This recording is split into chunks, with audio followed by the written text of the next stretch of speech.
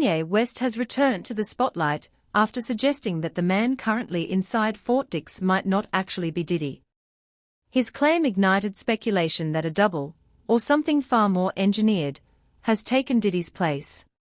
Meanwhile, 50 Cent has intensified pressure with his new docu-series, despite Diddy's attempt to silence him through legal action. The stage is set, and the questions are louder than ever. Apparently there's this thing spreading around where people are saying that the person that's actually in jail is not the real Diddy. Let me catch you up to speed. This is a real photo of Diddy. Notice the markings on his face? They're very prominent, and they are from the real Diddy. However, in this mugshot right here, you do not see these markings at all, so people are claiming that whoever is in jail, allegedly, supposedly, is not the real Diddy. This photo always terrified me. There's just something off about this photo. To make matters even more weird, Diddy's private jet is still flying around as we speak and making stops in various locations around the world. Just a few days ago, his private jet was spotted at Auckland Airport, a spot normally reserved for private aircraft. This is from the account Celebrity Jets. They're actually tracking P. Diddy's private jet flight path, and this is when it was landing at New Zealand. And 2 days ago, it was at Honolulu, Hawaii. This is the actual private jet that Diddy owned, and you can see him getting off this private jet here. Interview number 2. TMZ's leaked footage from inside Fort Dix immediately set off alarms online. Viewers pointed out that the man seen in the video showed noticeable differences in facial structure, skin markings, and overall behavior. Instead of easing speculation, the footage complicated it, raising the possibility that the public may be looking at a replacement rather than the real music mogul. Video of him at Fort Dix reporting for work in the library, where he is making recommendations and handing out different movies and books for his fellow inmates. I'm really fascinated just by the library But itself. you're seeing him here. This is him reporting to work, taking off his jacket, taking off his scarf, and settling in for a day on the job. It looks like a public school library. Yeah. It's This was the chapel, and this is the media library in the chapel, which is where Diddy's currently working. He's working in a Life Connections program, which is an 18-month program that helps rehab people, get them closer to spirituality, to charity groups, and with that, it will shorten his sentence. But in this media library, he helps inmates with religious material, rent out movies, that kind of stuff. You see him pushing a really cart interesting with a TV on it. Yeah, I mean, he was in the laundry room when he first got there. Yeah, This got to be his first This got to assignment. be a promotion. Yeah. It feels like a promotion. It feels like maybe he tried the lunchroom and put in a request for something different. Yeah, it does I mean, believe he is a it does media sound like mogul. he used maybe possibly some connections to get a better job. Soon after, fans began tracking Diddy's private jet, discovering that while he was supposedly behind bars, his aircraft continued traveling to international business hubs, offshore locations, and entertainment centers. These were the exact destinations Diddy was known to frequent before his arrest. If he is in prison, then who is moving his jet, and under what authority? Diddy.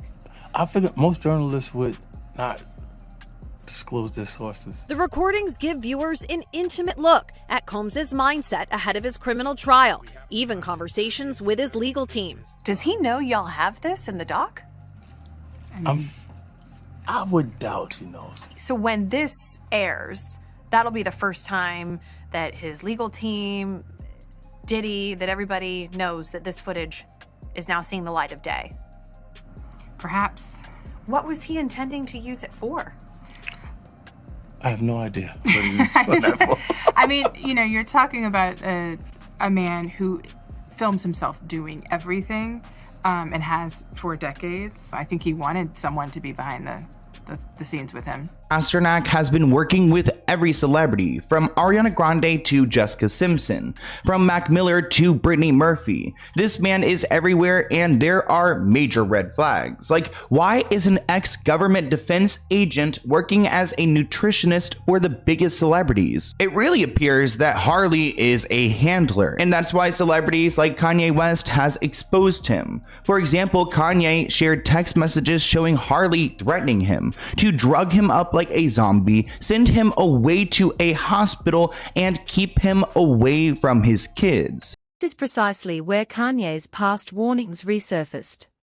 He previously revealed that Hollywood is filled with handlers, and claimed that if he ever disappeared and returned, he might not truly be himself. Diddy vanished from the public eye, returned suddenly, and now someone is using his assets exactly as he once did. The timing is too precise to ignore. When you say you wasn't invited to these parties, obviously Cat Williams done talked about these parties. People will mention I don't know if it's a party. I'm saying that metaphorically. You know what I'm saying? But you've heard about the parties that everyone is talking about. But you've never got invited to them. So you I don't know. Really... I don't know. I didn't even know what the party. That's how far out of it I am. I don't know. But people call me a Illuminati too. It's like, call me what? Okay, cool. I'm Illuminati. Whatever it is. It's like, whatever. I don't care. I really don't give a. I really don't give a. There you have it. Not the box right in the middle. Kanye West. Kanye. Kanye. Happy to see you. Kanye, why'd you show up today? Hey guys, Aaron Katursky here from ABC. As if the trial of Sean Combs needed more spectacle, in walked Kanye West. He was inside for about 20 minutes. He didn't get into the courtroom. The guards made him go through security just like everybody else. He had to check his phone, and then he was taken up to the 24th floor to the overflow room. Now, I'm not sure if he didn't like it, didn't think it was the right vantage point for him, but he was only in there for a matter of minutes until he walked right back out. He was wearing this white, maybe canvas suit, and he told us that he was here to support Sean Combs. We're not sure that Combs' legal team wants him here for support or if he came on his own volition, but it certainly was a moment while testimony was going on from Sean Combs' former assistant, a guy named Jonathan Perez, who was with him from 2021 to 2024, said he set up hotel nights that he referred to as king nights, brought the lights, brought the Astroglide, brought the baby oil. The jury saw a lot of pictures today, too, of things seized from Combs' Los Angeles mansion. 900 bottles of Astroglide lubricant. According to the HSI agent on the witness stand, the jury saw boxes of it, all stacked up in Combs' garage. From the beginning, Kanye publicly supported Diddy during his trial and even appeared in court shortly after Diddy's name resurfaced. He met with Christian Combs, promising unwavering loyalty and vowing to help in any way possible. But support soon shifted. You know what I'm saying? It's wicked, wicked, wicked. So you be careful. Yeah. We can't do nothing if they, you know what I'm saying? I need you out there, you feel me? Yeah. I hear you. Yes, sir. Yeah. Yes, sir. And have some fucking fun. We're not having no fun. And then get behind the mic, have some fun, chop up them samples, get back on your hit band vibe. Yeah. Have some fun, get back to smiling. Yeah. These other motherfuckers, they're wasting your time, big. Yeah. You know what I'm saying? Yeah, I understand. A few days later, Kanye spoke directly with Diddy and shared their exchange online. What followed was a complete withdrawal. Kanye went silent, stepping away from a situation he had been fully involved in. Whatever was said in that conversation appears to have changed his stance entirely. Kanye. They're fighting for who's going to be Kanye. They're fighting for who's going to be Kanye, dude, right in front of you. And it's like, yo, bro, leave my brother alone. So Orlando is claiming that there were two Kanyes, but he isn't new to crazy claims, so he may not be the most reliable source. After this claim made by Orlando Brown and all the controversies he was in, Kanye shared a message from his personal trainer Harley Pasternak that was quite haunting. This is the guy Kanye was with when he was first taken to the hospital and given meds for his bipolar disorder. Harley has worked with many celebrities, including many people who have died to drug-related incidents like Mac Miller and Britney Murphy. This has led theorists to believe that Pasternak may have had a hand in these people's deaths. The idea of celebrity cloning isn't new. Hollywood insiders have long made claims about body doubles and replication programs. Orlando Brown once alleged that Kanye himself had been replaced, and Kanye later questioned Elon Musk's origins, suggesting mass-produced genetic hybrids. Whether symbolic or literal, the message was clear: nothing in elite circles is what it seems.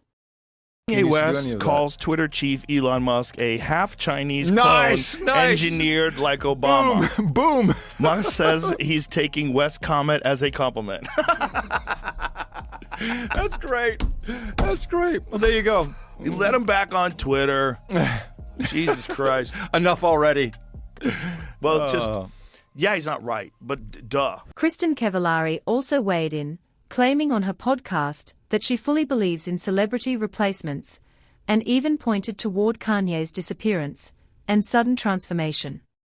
Her theory was not dismissed lightly, it echoed a long-standing belief among insiders. Renowned hip-hop critic is weighing in on Kanye West. This just seems bizarre, and especially because the way she's not actually, I guess she is sort of waxing, she's remembering the good old days with Kanye. And she seems to think that the Kanye we're seeing now is not the same Kanye. I don't mean that. Like literally a different person. She's talking clones. Why? We'll get into that, but here is her theory. Kanye is a clone. I wholeheartedly believe what I'm about to say. I think there are clones, and I'm going to tell you why. Remember, he was really talking a lot. The cabal didn't like that, you know? The Illuminati, the cabal, they did not like how much he was saying. He was calling a lot of people out, and he said, if I go away and I come back and I look different, that is not me. If I ever went anywhere, we'd know why. What happened? He was gone for a little while. No, hold on. He wanted to gain weight. I would do that too. I'm going to do that next summer. Look at him. Compare old photos of him. It's not the same person. She didn't stop at Kanye. Cavallari extended the same speculation to Britney Spears, suggesting the Britney seen today may not be the original. That allegation reportedly led to Spears contacting her before cutting communication. The pattern of silence only fueled more theory. I was scared. I'm not gonna lie. I was honestly like, oh my God. Like you thought it was the Illuminati or the cabal? Like they're on to me, man, okay? They didn't like that podcast episode. So I'm like, give her my number. When considering Diddy's long-time ties to federal structures, political figures, and intelligence channels, the possibility becomes less far-fetched. Someone with decades of power, influence, and protected alliances would have access to strategies invisible to the public eye. Guess who wants your phone number? And I went, who? Britney Spears. And I'm going, what? I'm not gonna lie though, at first you guys, because okay, if you didn't listen to the last episode Justin and I did, go listen. But we talked about Hollywood conspiracies and I said, my big thing was Kanye West, I think, is a clone, but also I said Britney is not Britney. Once had enough political reach to request presidential intervention. With that level of influence, arranging a controlled identity swap isn't impossible. His network extended across entertainment, finance, and government, millions at his disposal and immunity built into his legacy. Group chat and says like, oh, ladies, like, or he called us icons, but gotta get that two in there. icons coming together, blah, blah, blah. And then Britney sent me a text and I'm not going to read it. I would love to read it. Just take my word. Why on would you that. love to read it? Because I know why you would love to read it. It was a bit of a roller coaster. And it was like, no, that's Britney Spears. Nobody can fake that that's not, or it's the Britney Spears that's put out to us right now. Because it was Or like it's one her big run-on clone. sentence. Or it's her clone. Her clone let me know that she's not a clone. That's a red flag. Only a clone would say something like that. Even Diddy's legal team hinted that he had a strategy no one was prepared for. Now, with allegations of a prison double in motion, the world is beginning to question whether this was always part of that hidden plan. Saying that Diddy was talking to the feds. Do you think that's true? Whether it's true or not, and he might have been cooperative in some way, shape, or form, you don't get away with human trafficking unless you give up John Gotti or something like that, and that's not what happened here. I can tell you, Jesse, that this investigation's been going on for a long time, very closely held by HSI, so much so that even some of the agents on the raid a week ago today didn't know whose house they were raiding until they got there. That's how closely held this investigation. Wow, because there could have been a tip. Absolutely. And there are allegations that he was paying law enforcement through his chief of security, which also happened to be Michael Jackson's chief of security. I don't know if I buy into that. You know, people in Diddy's situation like to have those involved in law enforcement close to them. But that doesn't mean they're taking payoffs. That doesn't mean they're doing big favors. They like that closeness. It's just like how Diddy was able to court Diageo or Estee Lauder. He was very successful in doing that, and that made him a lot of money and gave him credibility outside the hip-hop rap world. And that's what he was trying to do here, a lot like what Epstein did with very powerful political and business figures. 50 Cent's documentary has shed further light, revealing footage of Diddy instructing his legal team to secure the most untraceable allies possible. If they could secure covert power, why couldn't they secure a physical replacement, someone to take his place, publicly and legally? You gotta realize one thing, that boy's life is dangerous. And his life isn't, and he's just not dangerous with the shit they said he was doing, but he's in danger. He knows too much. One thing you gotta realize is he probably having a conversation right now with the higher-ups and everybody else to figure out how it's gonna work itself out. Because he know all the secrets. And if he get to run his mouth, it could be a bad look. I look at it like the most important thing is the industry need to be built over. You have all these executives because somebody was their father, their grandfather, or all these type of stuff, and they don't give people the opportunity to grow and learn. I know when I first started in this business, it wasn't a machine. I had to be the machine. I had to figure out how to get my songs on the radio. Because at that time, they was getting 5%, and they got 10%, those popping champagne bottles. I went from 95% of the songs you hear on the radio was my songs into 97%. So you had to really do all this thing and really do the work. As expected, Diddy's team is fighting aggressively to block the documentary's release, calling it biased and unauthorized. They claim the footage was taken without consent and is designed to destroy a legacy Diddy has spent years crafting. And by the end of this week, we broke a story last night that Donald Trump is seriously considering commuting his sentence. And there has been a lot of fallout with our story. By the way, commuting his sentence before he's even in a prison. Right. He's still at Brooklyn MDC waiting to find out which prison he's going to. But this is something that President Trump is considering. And the fact that he's considering it is causing a bit of an internal war at the White House, because not everybody in the administration thinks this is a good idea. So we are told this, and this is coming from somebody high up in the White House. We broke that story, incidentally, that right after the sentencing, his legal team, Diddy's legal team, got in touch with somebody who had the president's ear, and that the president was looking at the paperwork. And the president acknowledged that like 2 days later. Yeah, in the Oval Office. 2 days later. Yeah. So we now know that Trump is considering, we're told that he's kind of waffling. He's going back and forth on this, but there are staffers in the White House. And that article looked accurate. Well, look, that's probably some relief to Diddy's team, you know. And I don't know. I think they're moving ahead. I don't think anybody is counting on anything, and right. I think the reporting was accurate. How did you hear he's faring since the sentencing? I don't know. I mean, hopefully we'll see him soon and find out. I guess lastly, I would ask, what do you think his future looks like? I have the utmost confidence in Sean. I think Sean will make a comeback, the likes of which people are not expecting. So I've watched him over. I've known him for a long time. I have the utmost confidence in him. In whatever sphere. I mean, he's done business, the music, he's iconic the in a lot of ways, and I think he'll make a comeback. I'll leave it at that. Footage of Sean Diddy Combs in the days leading up to his arrest in New York last September. You want to put the stuff in my fanny pack, King?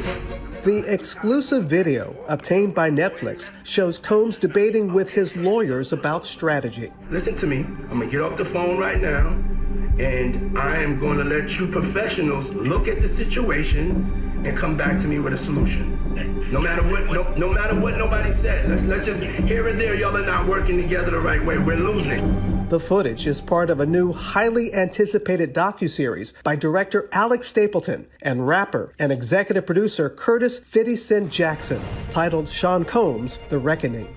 Was there anything that surprised you when you were watching? I think it was surprising that he actually filmed it. It was very interesting to watch a man who's known for his brand presence. You know, he has a really amazing knack for marketing and all of that, and how he was sort of taking that into account in how he was coming off to the public.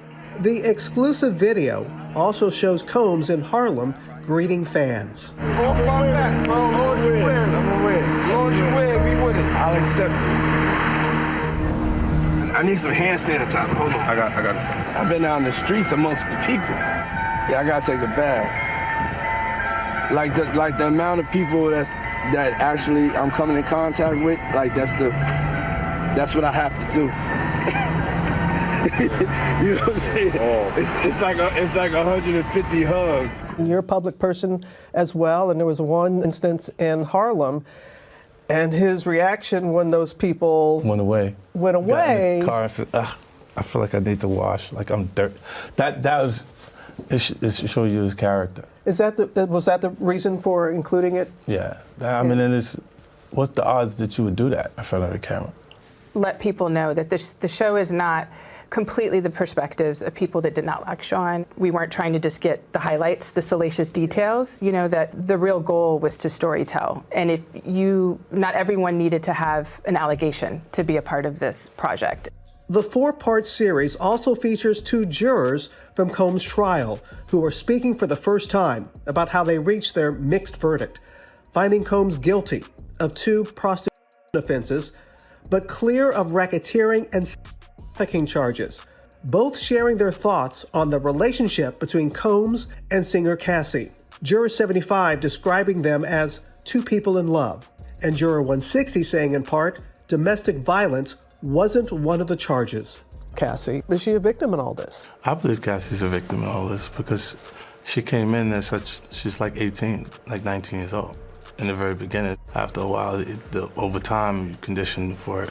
The goal of what the film is trying to do is to let the audience kind of come in to ask questions like, were their decisions colored by certain things, and who got the benefit of the doubt, you know, in that courtroom? Do you think that hip-hop culture was on trial as much as Sean Combs was?